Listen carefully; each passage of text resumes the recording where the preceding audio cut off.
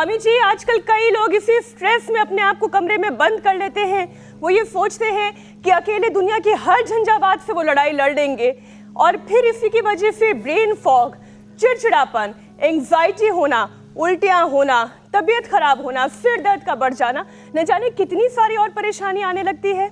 क्या महर्षि पतंजलि के योग सूत्र में अकेलेपन को तोड़ने के लिए कोई ऐसा उपाय है जो प्रैक्टिकल हो, जो आज के इस मॉडर्न युवा को, इस सिविलाइजेशन को समझ में आए? महर्षि पतंजलि कहते हैं हम कभी अकेले हैं ही नहीं।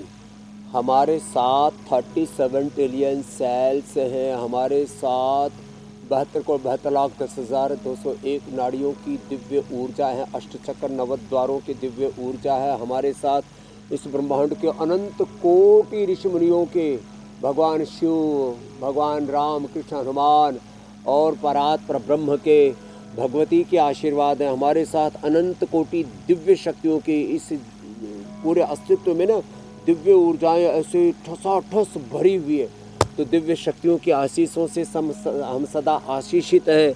तो हमारे भीतर अकेलापन नहीं है। कितने तो ऑर्गन्स हैं, कितने हमारे भीतर, मैंने कहा 37 ट्रिलियन सेल्स, इस पूरे ब्रह्मांड के अनंत कोटि जीव मूर्त और अमूर्त रूप से हमारे साथ में हैं। स्वयं भगवान हमारे साथ में नहीं, मैं अकेला, प्रभु मेरे साथ हैं, गुरु मेरे साथ हैं, गुरु हरि हमारे अंग संग रहते हैं, परिजन हमारे साथ साथ रहते हैं, पूरी प्रकृति, पूरी कायनात हमारे साथ में है। तो अकेलापन सोनापन है ही नहीं। तो जो योग करते हैं वो अपने पिंड और ब्रह्मांडगत जो अनंत ज्ञान है, अनंत संवेदना है, अनंत सुख शांति आनंद है, अनंत शौर्य वीरता पराक्रम उत्साह है, उससे वो लबरेज रहते हैं, आप्लावित रहते हैं, उससे आशीषित अनुग्रहित उपकृत रहते हैं।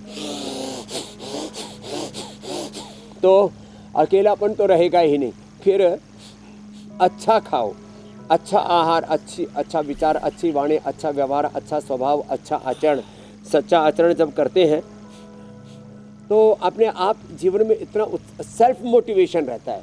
ये सेल्फ इंस्पिरेशन, सेल्फ मोटिवेशन, अथ योगानुशासनम योग चित्त वृत्ति निरोध, उद्धरेत आत्मना आत्मानम, आत्मसंयम योग इसको कहा है।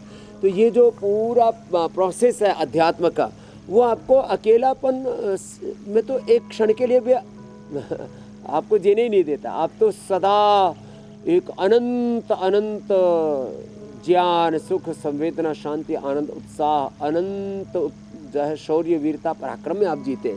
तो एक तो भस्त्रिका, कपालभाति, अनुलोम विलोम करते रहे, और जिनसे आसन जितने बन पाए वो आसन भी करते रहे। तो अकेलापन कभी किसी को नहीं होगा। अपने ही स्वरूप सब में देखना, सबको खुद में देखना, और खुद को उस खुदा में, अल्लाह में, ऑलमाइटी गॉड वाहिगुरु अकाल पुरुष परमात्मा में देखना। यदग्ने श्याम अहम त्वम तम आख्यास्याहम सुष्टि सत्या इहाशिष होकर के जीना। मैं सदा मेरे प्रभु में हूँ और मेरा प्रभु सदा मुझ में है।